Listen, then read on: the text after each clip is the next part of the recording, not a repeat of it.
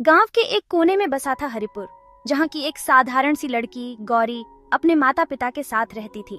गौरी की खूबसूरती और सरलता की चर्चा पूरे गांव में थी, लेकिन कुछ महीनों से गौरी का व्यवहार बदलने लगा था। पहले जो लड़की हर वक्त मुस्कुराती रहती थी, अब वो अक्सर अकेली बैठी रहती और अजीब अजीब बातें करती। कभी कभी वो खुद से बातें करती और अचानक रोने या हंसने लगती। गांव वालों को शक हुआ कि गौरी पर किसी आत्मा का साया है, लेकिन उसके परिवार ने इसे मन का वहम समझकर नजरअंदाज कर दिया। धीरे धीरे गौरी की हालत और बिगड़ने लगी। वो रातों में चीखती, खाने से इनकार करती और कभी कभी अपने कमरे में अजीब आकृतियां बनाती। गांव के बुजुर्ग रामदीन चाचा, जो हमेशा ऐसे मामलों में मदद करते थे, उन्होंने गौरी के पिता को सुझाव दिया कि वो किसी तांत्रिक को बुलाएं।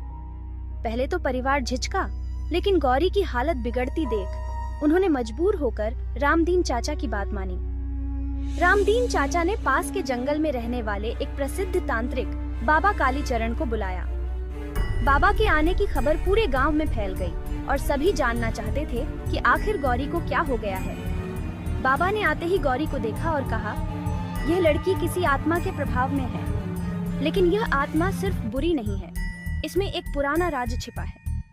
बाबा ने गौरी के घर के आंगन में एक बड़ा यज्ञ मंडप तैयार कराया। उन्होंने कुछ मंत्र पढ़े और गौरी को यज्ञ के पास बैठने को कहा। जैसे ही बाबा ने अग्नि में आहुति दी, गौरी जोर जोर से चिल्लाने लगी। उसकी आवाज मानो किसी और की हो गई थी। उसने बाबा को चुनौती दी, तुम मुझे यहाँ से निकाल नहीं सकते, ये लड़की अब मेरी है।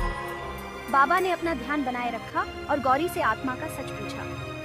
आत्मा ने बताया कि वो इसी गांव की एक लड़की थी, जिसे कई साल पहले प्रेम में धोखा मिला और उसे मारकर यहाँ दफना दिया गया। उसकी आत्मा भटक रही थी और उसने गौरी को अपनी ताकत से वश में कर लिया था। बाबा ने आत्मा से कहा, तुम्हें बदला मिल चुका है, अब इस दुनिया से मुक्त हो जाओ। आत्मा ने हंसते हुए कहा, मैं मुक्त तभी होऊंगी जब मुझे वो प्यार मिलेगा जो मुझे जीवन में नहीं मिला। बाबा ने गौरी से कहा कि वो आत्मा से बात करे।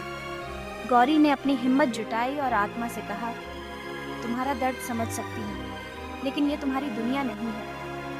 अगर तुम मुझे छोड़ दो तो मैं तुम्हारे लिए हर साल एक दीपक जलाऊंगी और तुम्हारी आत्मा की शांति के लिए प्रार्थना करूंगी। आत्मा कुछ देर चुप रही और फिर कहा, तुम्हारे जैसे किसी ने मेरे लिए पहले कभी नहीं सोचा। मैं तुम्हें छोड़ती हूँ, लेकिन तुम अपने वचन से पीछे मत हटना। बाबा ने आत्मा को मुक्ति का मार्ग दिखाया और गौरी पर से साया हट गया। कुछ ही पलों में गौरी सामान्य हो गई। गांव के लोग बाबा और गौरी की बहादुरी की तारीफ करने लगे।